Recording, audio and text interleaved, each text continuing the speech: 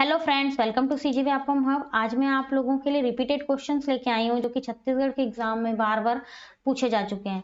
तो शुरू करते हैं। चलिए, पहला क्वेश्चन है, छत्तीसगढ़ पर सबसे लंबी अवधि तक किसने शासन किया है? तो कलचुरियों ने सबसे लंबी अवधि तक शासन किया है। अगला क्वेश्चन है, भारत की सबसे प्राचीन नाट्य सीजीशाला पाई जाती है? तो सीताबोंगरा गुफा में जो है वो भारत की सबसे प्राचीन नाट्य सीजीशाला पाई जाती है। अगला क्वेश्चन है, किसे 1857 के महाविद्रोह का अंतिम शहीद कहा जाता है? तो सुरेंद्र साय जी को कहा जाता है। अगला क्वेश्चन है, छत्तीसगढ़ कितने राज्यों से घिरा हुआ है? तो छत्तीसगढ़ जो है वो 7 राज्यों से घिरा हुआ है। तो देखिए, उन राज्यों के नाम है उत्तर प्रदेश, मध्य प्रदेश, झारखंड, महाराष्ट्र, आंध्र प्रदेश, तेलंगाना और उड़ीसा। इन 7 राज्यों से जो है वो छत्तीसगढ़ घिरा हुआ है। क्वेश्चन नंबर 5 है, छत्तीसगढ़ से होकर गुजरने वाली अक्षांश रेखा कौन सी है? तो कर्क रेखा जो है वो छत्तीसगढ़ से गुजरने वाली अक्षांश रेखा है। और हाँ दोस्तों, देखिए, ये छत्तीसगढ़ के 3 जिलों से होकर जो है गुजरती है। पहला कोरिया, दूसरा सूरजपुर और तीसरा है बलरामपुर। और इसका सबसे अधिक प्रभाव जो है वो बलरामपुर में देखने को मिलता है। अगला क्वेश्चन है, छत्तीसगढ़ राज्य का सबसे ऊंचा भाग है? तो सामरी पाट जो है वो छत्तीसगढ़ राज्य का सबसे ऊंचा भाग है। अगला क्वेश्चन है, क्वेश्चन नंबर 7 है, छत्तीसगढ़ में सबसे कम वर्षा वाला क्षेत्र है? तो दक्षिण पश्चिम लोमड़ी पठार जो है वो छत्तीसगढ़ में सबसे कम वर्षा वाला क्षेत्र है। अगला है, क्वेश्चन नंबर 8 है, छत्तीसगढ़ में किस प्रकार के वनों का प्रतिशत अधिक है? तो आरक्षित वनों का प्रतिशत अधिक है। क्वेश्चन नंबर 9 है, छत्तीसगढ़ में वन क्षेत्र कितना है? तो देखिए, 44.2% जो है वो छत्तीसगढ़ में वन क्षेत्र है। क्वेश्चन नंबर 10 है, भोरमदेव वन्यजीव अभ्यारण्य राज्य के किस जिले में स्थित है? तो कवर्धा जिले में स्थित है भोरमदेव वन्यजीव अभ्यारण्य। अगला है, क्वेश्चन नंबर 11, चित्रकूट बांध किस नदी पर स्थित है? चित्रकूट बांध इंद्रावती नदी पर स्थित है। क्वेश्चन नंबर 12 है, इंद्रावती की सबसे बड़ी सहायक नदी कौन सी है? तो कोटरी जो है वो इंद्रावती नदी की सबसे बड़ी सहायक नदी है। क्वेश्चन नंबर 23 स्थित है? तो राज्य में 3 नदियों के संगम पर स्थित है। तो देखिए, पहला महानदी, दूसरा पैरी और तीसरा है सोंडूर। इन तीनों नदियों का संगम राज्य में मिलता है, इसलिए राज्य में 3 नदियों का संगम है। अगला है, क्वेश्चन नंबर 14, छत्तीसगढ़ में तीरथगढ़ जलप्रपात किस नदी पर निर्मित है? तो मूंगबहारा नदी पर निर्मित है। क्वेश्चन नंबर 15 है, चर्रे मर्रे जलप्रपात किस घाटी में स्थित है? तो पिंजारिन घाटी में स्थित है। अगला है, क्वेश्चन नंबर 16, छत्तीसगढ़ में सबसे अधिक कौन सी मिट्टी पाई जाती है? तो लाल और पीली मिट्टी जो है वो छत्तीसगढ़ में सबसे अधिक मात्रा में पाई जाने वाली मिट्टी है। क्वेश्चन नंबर 17 है, मनियारी सिंचाई परियोजना किस जिले में स्थित है? तो मुंगेली जिले में स्थित है। क्वेश्चन नंबर 18 है, गौरलाटा चोटी किस पाट में स्थित है? तो देखिए, गौरलाटा जो चोटी है वो सामरी पाट में स्थित है। और हाँ दोस्तों, गौरलाटा चोटी छत्तीसगढ़ में सबसे ऊंचा शिखर है, याद रखना है। और उसकी जो लंबाई है वो है 12-25 मीटर, मतलब 1225 मीटर उसकी लंबाई है। आप लोगों को याद रखना है 12-25 मीटर, इतना याद रखिए। गौरलाटा छत्तीसगढ़ की सबसे ऊंचा शिखर है और उसकी लंबाई 12-25 मीटर है।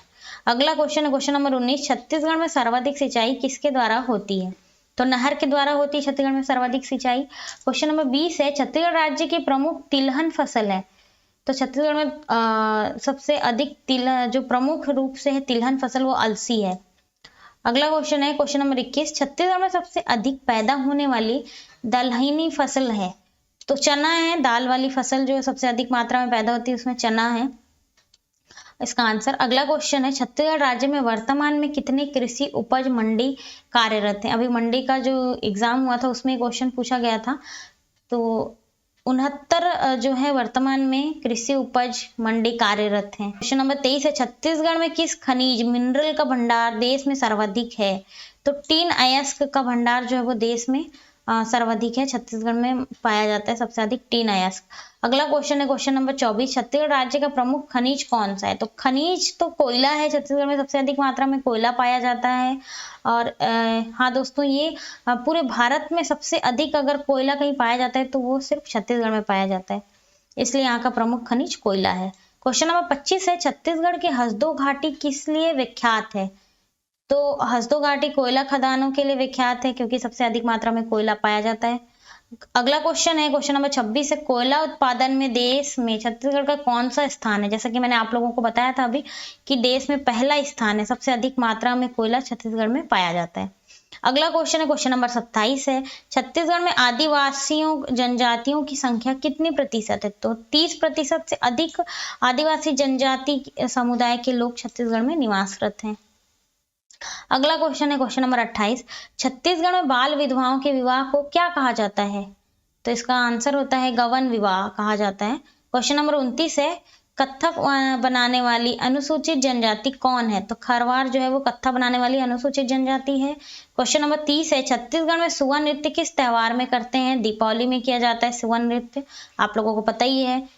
अगला क्वेश्चन है क्वेश्चन नंबर 31 है, कर्मा नृत्य किस जनजाति में प्रचलित है? तो कर्मा नृत्य जो है वो गोंड, बैगा और उरुआ जनजाति में प्रचलित है। क्वेश्चन नंबर 32 है, सोहर गीत किससे संबंधित है? तो दोस्तों ये भी आप लोगों को पता है कि सोहर गीत जो है वो जन्म उत्सव से संबंधित है, जन्म के समय सोहर गीत गाया जाता है। अगला क्वेश्चन है क्वेश्चन नंबर 33 है, किस गीत को छत्तीसगढ़ के लोक गीतों का राजा कहा जाता है? तो देखिए ददरिया गीत को छत्तीसगढ़ के लोक गीतों का राजा कहा जाता है। ददरिया का अर्थ दर्द भरा गीत होता है या फिर सैड सॉन्ग, आप ऐसा बोल सकते हैं। अगला क्वेश्चन देखते हैं क्वेश्चन नंबर 34 है, बस्तर का मंडई मेला किस पर्व के बाद प्रारंभ होता है? तो दीपावली पर्व के बाद प्रारंभ होता है। क्वेश्चन नंबर 35 है, अबुझमाड़िया आदिवासियों का प्रमुख पर्व है? तो अबुझमाड़िया आदिवासियों का प्रमुख पर्व है कसार। अगला क्वेश्चन है क्वेश्चन नंबर 36 है, सरहुल त्योहार कौन सी जनजाति मनाती है? तो उरुआ जनजाति जो है वो सरहुल त्योहार मनाती है। क्वेश्चन नंबर 37, प्रसिद्ध रचना झलमला के रचनाकार कौन है? पदुमलाल पुन्नालाल बख्शी जी जो है वो झलमला के रचनाकार हैं। क्वेश्चन नंबर 38 है, भोरमदेव मंदिर का निर्माण किसके काल में हुआ है? या ये क्वेश्चन इंपॉर्टेंट है दोस्तों, पूछा गया है एग्जाम में, भोरमदेव मंदिर का निर्माण किसके काल में हुआ है? तो फणी नागवंश काल में हुआ है। अगला क्वेश्चन है, छत्तीसगढ़ का खजुराहो किसे कहा जाता है? तो भोरमदेव को कहा जाता है छत्तीसगढ़ का खजुराहो। क्वेश्चन नंबर 40 है, राजीव लोचन मंदिर छत्तीसगढ़ के किस जिले में स्थित है? तो गरियाबंद जिले में राजीव लोचन मंदिर स्थित है।